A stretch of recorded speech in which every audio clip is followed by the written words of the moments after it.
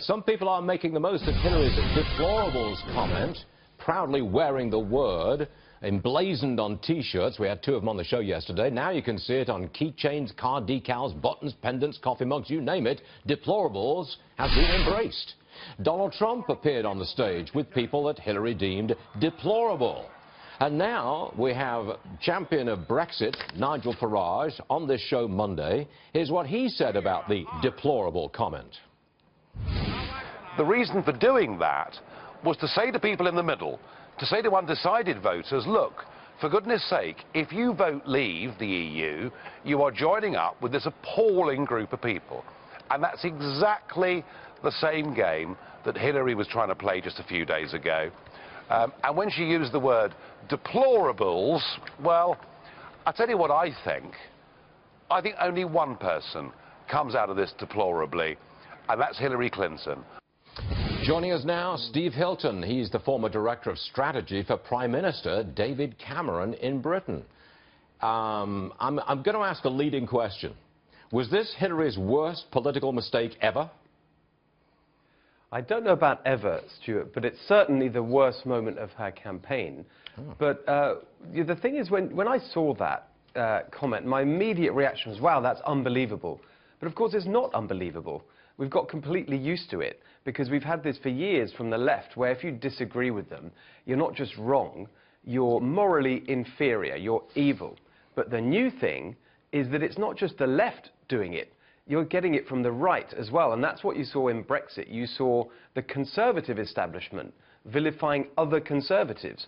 You had people like David Cameron and George Osborne, my former colleagues in government, saying those kinds of things about members of the Conservative Party and Conservative supporters who happened to disagree with them over Brexit. And here in America, you're seeing the Republican establishment joining Hillary Clinton in their view of those who support Trump as being not just wrong, but racist and xenophobic and all those other things that she said. That's the new thing, and that is truly deplorable. Steve, earlier this morning, literally 2 hours ago, the New York Times released its latest poll. It shows that Clinton and Trump tied at 42% apiece.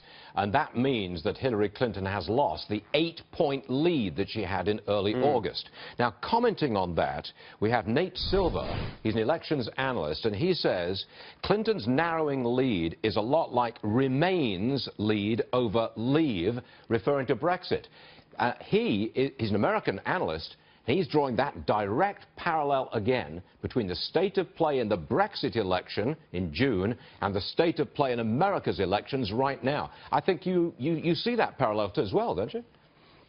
I do, and I think that the interesting thing is that the reason that some of the polling and the modelling and all the data that went on in the data work that went on in the UK during Brexit was so wrong was that they just missed a whole group of people who are so disillusioned with politics that they haven't voted for years. They're kind of off the grid politically. But they came out to vote for Brexit because they believed that suddenly here was a chance for actual change, for something really to change. And I think that's the same story here. We had some new income figures out this week, Stuart, that I thought were really interesting. People were celebrating the fact that in the last year, incomes have gone up. But actually, if you look at the long term, what it showed is that the median income in America today is still lower than it was 17 years ago, and for the bottom 10%, it's lower today than in the 1980s. These people haven't seen anything change, whether it's been Republican or Democratic leadership in Congress and in the White House. But finally in Trump, they see someone who really might change things. And those people are coming out to support him. And I think that's the parallel with Brexit. You've got people who've given up on politics coming back in to vote because they really believe that change might finally happen. It's just fascinating, isn't it? It's just fascinating. Steve Hilton, always a pleasure. Thanks very much, sir. We'll see you again soon. Thanks, Stuart.